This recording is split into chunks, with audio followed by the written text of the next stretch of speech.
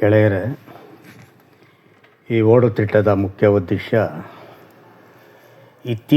ಇತ್ತೀಚಿನ ಕೆಲ ವರ್ಷಗಳಿಂದ ಬರುತ್ತಾ ಇತ್ತೀಚೆಗೆ ಹೆಚ್ಚಾಗುತ್ತಿರುವ ಈ ಒಂದು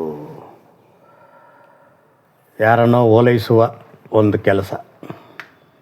ಅಂದರೆ ಮುಖ್ಯವಾಗಿ ನಿನ್ನೆಯಿಂದ ನೋಡ್ತಾ ಇದ್ದೀನಿ, ನಿನ್ನೆ ಇವತ್ತು ಎಲ್ಲ ಕಡೆ ನೋಡ್ತಾ ಇದ್ದೀನಿ.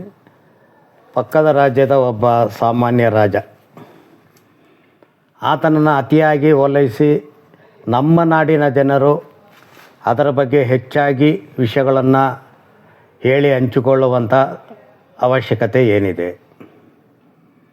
ಪಕ್ಕದ ರಾಜ್ಯದ ಶಿವಾಜಿ ಒಬ್ಬ ಸಾಮಾನ್ಯವಾದ ರಾಜ. ಆತನ ಬಗ್ಗೆ ನಮಗೇನು ಕೆಟ್ಟ ಅಭಿಪ್ರಾಯ ಏನಿಲ್ಲ. ಆತ ಒಬ್ಬ ಶೌರ್ಯವಂತ, ಧೈರ್ಯವಂತ, ಯಾವುದೇ ಒಂದು ಸವಲತ್ತುಗಳು ಹೆಚ್ಚಾಗಿಲ್ಲದೆ ಇದ್ದರೂ ಸಾಮಾನ್ಯವಾಗಿ ಒಬ್ಬ ಸಾಮಾನ್ಯ ಮನುಷ್ಯ ಆ ಮಟ್ಟಕ್ಕೆ ಏರಿ ರಾಜ್ಯ ಸ್ಥಾಪನೆ ಮಾಡಿದ್ದು ಎಲ್ಲರೂ ಮೆಚ್ಚಿಕೊಳ್ಳಬೇಕಾದ್ದು ಖಂಡಿತ. ಅದು ಆ ನಾಡಿಗೆ, ಮಹಾರಾಷ್ಟ್ರಕ್ಕೆ ಆತನೇ ಒಬ್ಬ ದೊಡ್ಡ ರಾಜನಿರಬಹುದು ನಮಗೆ ತಿಳಿದಾಗೆ.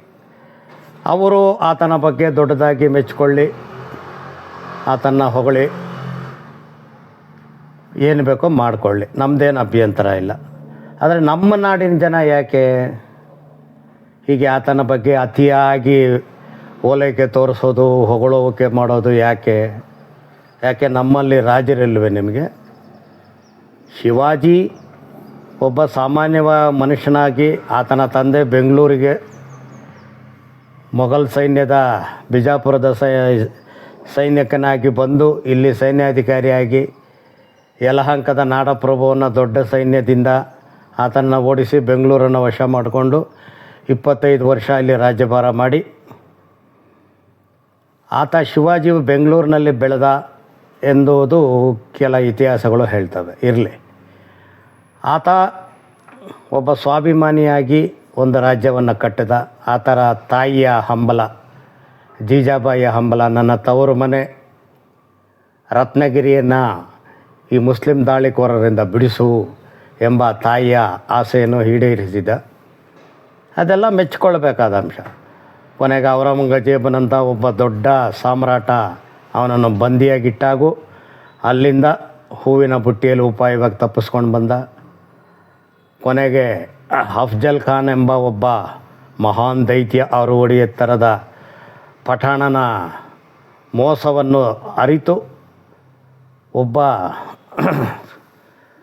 ಬಹಳ ಎತ್ತರವೇನೂ ಇಲ್ಲದ ಈ ಶಿವಾಜಿ ಬಹಳ ಚಾಣಾಕ್ಷತನದಿಂದ ತನ್ನನ್ನು ಕೊಲ್ಲಲು ಬಂದ ಅಫ್ಜಲ್ ಖಾನನನ್ನು ಬಹಳ ಉಪಾಯದಿಂದ, ಹುಲಿ ಪಂಜದಿಂದ ಹೊಡೆದು ಬಹಳ ದೊಡ್ಡ ಗಾಯ ಮಾಡ್ತಾನೆ.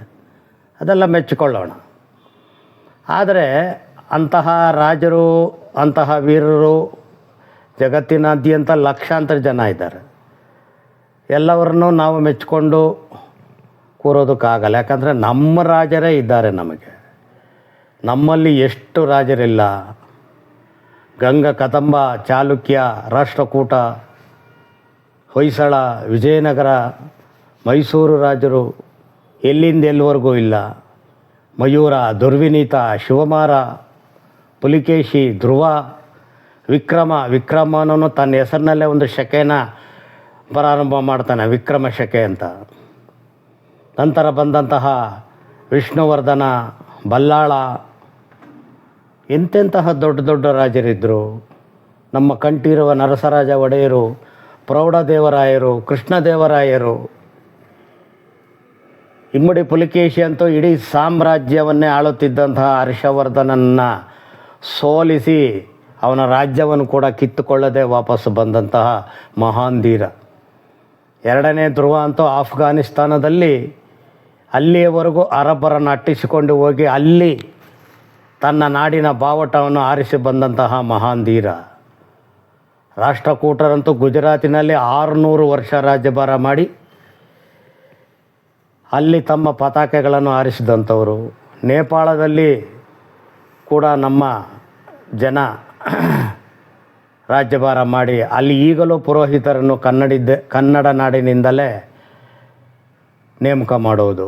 ಹೀಗೆ ಇಡೀ ಭಾರತದಾದ್ಯಂತ ಮತ್ತು ಇಮ್ಮಡಿ ಪುಲಿಕೇಶಿಗಂತೂ ದೂರದ ಇರಾನ್ನಿಂದ ಎರಡನೇ ಖುಸ್ರೋ ಅನ್ನೋನು ರಾಯಭಾರಿನ ಕಳಿಸ್ತಾನೆ ಇಮ್ಮಡಿ ಪುಲಿಕೇಶಿ ಕ್ಷೇತ್ರಕ್ಕೆ. ಪಕ್ಕದ ರೋಮನ್ ಸಾಮ್ರಾಜ್ಯ ನನಗೆ ತೊಂದರೆ ಕೊಡ್ತಾ ಇದೆ, ದಯವಿಟ್ಟು ಸಹಾಯ ಮಾಡಿ ಅಂತ ಆಲೋಚನೆ ಮಾಡಿ ಅಂತಾರಾಷ್ಟ್ರೀಯ ಮಟ್ಟದಲ್ಲಿ ಆ ಕಾಲದಲ್ಲಿ ಜಗತ್ತಿನಲ್ಲಿ ಅತಿ ದೊಡ್ಡ ಸಾಮ್ರಾಜ್ಯ ರೋಮ್ ಸಾಮ್ರಾಜ್ಯದ ವಿರುದ್ಧ ರಕ್ಷಣೆಯನ್ನು ಕೇಳಿ ಇಮ್ಮಡಿ ಪುಲಿಕೇಶಿ ಕ್ಷೇತ್ರಕ್ಕೆ ಎರಡನೇ ಖುಸ್ರೋ ರಾಯಭಾರಿನ ಕಳಿಸ್ತಾನಂದರೆ ಆ ಚಿತ್ರ ನಮಗೀಗಲೂ ಅಜಂತ ಗುಹೆಯಲ್ಲಿ ಸ್ಪಷ್ಟವಾಗಿ ಕಾಣುತ್ತೆ. ಯಾರೋ ಕಿಡಿಗೇಡಿಗಳು ಪುಲಿಕೇಶಿಯ ಮುಖವನ್ನು ಹಾಳು ಮಾಡಿರೋದ್ರಿಂದ ನಮಗೆ ಪುಲಿಕೇಶಿ ಮುಖ ಇಲ್ಲದೇ ಇದ್ದರೆ ನಮಗೆ ಪುಲಿಕೇಶಿ ಮುಖ ಸ್ಪಷ್ಟವಾಗಿ ನಮಗೆ ಗೊತ್ತಾಗ್ತಾಯಿತ್ತು. ಅಂತಹ ಮಹಾನ್ ರಾಜರು ಇಟ್ಟುಕೊಂಡಿರುವಾಗ ನಾವು ಯಾಕೆ ಪಕ್ಕದ ಒಬ್ಬ ಸಾಮಾನ್ಯ ರಾಜ, ಆತನಿಂದ ನಮ್ಮ ನಾಡಿಗೆ ಒಳ್ಳೆಯದಂತೂ ಏನೂ ಆಗಿಲ್ಲ, ಕೆಡಕಂತೂ ಬಹಳ ಆಗಿದೆ, ಎಲ್ರಿಗೂ ಗೊತ್ತು, ಅದರ ಬಗ್ಗೆ ದಾಖಲೆಗಳಿದ್ದಾವೆ. ಆತನು ಮುಂದೆ ಬಂದಂತಹ ಮರಾಠ ಅಧಿಕಾರಿಗಳು ಪೇಶ್ವೆಗಳು ನಿರಂತರವಾಗಿ ಕರ್ನಾಟಕದ ಮೇಲೆ ಭಾರತದ ಎಲ್ಲ ಪ್ರದೇಶಗಳ ಮೇಲೆ ದಾಳಿ ಮಾಡಿ ಮಹಾನ್ ದಾಳಿಕೋರರು ಎಂಬ ಕೆಟ್ಟ ಹೆಸರನ್ನು ಅವರು ಪಡ್ಕೊಂಡಿದ್ದಾರೆ. ಇರಲಿ, ಹಿಂದಿಂದೆಲ್ಲ ಏನೇನೋ ಆಗೋಗುತ್ತೆ, ಅವರು ಸಾಮ್ರಾಜ್ಯದ ದಾಹಕ್ಕಾಗಿ ಅಧಿಕಾರಕ್ಕಾಗಿ ಏನೇನೋ ಮಾಡ್ತಾರೆ ಜನ. ಅದನ್ನೆಲ್ಲ ಕೆಣಕಿ ಮತ್ತು ತಳದಲ್ಲಿರುವ ಬಗ್ಗಡವನ್ನು ಮೇಲೆತ್ತೋದು ಬೇಡ. ಈಗ ನಮಗೆ ಬೇಕಾಗಿರೋದು ನಮ್ಮ ನಾಡಿನ ನಮ್ಮ ಬದುಕನ್ನು ಹಸನು ಮಾಡಿದಂತಹ ನಮ್ಮ ನಾಡಿನ ಕೀರ್ತಿಯನ್ನು ಮೆರೆದಂತಹ ರಾಜರುಗಳನ್ನು ಮಹಾನ್ ವ್ಯಕ್ತಿಗಳನ್ನು ನಾವು ನೆನೆಸಿಕೊಳ್ಳೋಣ ಸದಾಕಾಲ. ಅದು ನಮ್ಮ ಕರ್ತವ್ಯ ಕೂಡ. ಅದು ಬಿಟ್ಟು ಸದಾಕಾಲ ಯಾರ್ಯಾರನ್ನೋ ನೆನೆಸೋವಂಥದ್ದೇನು?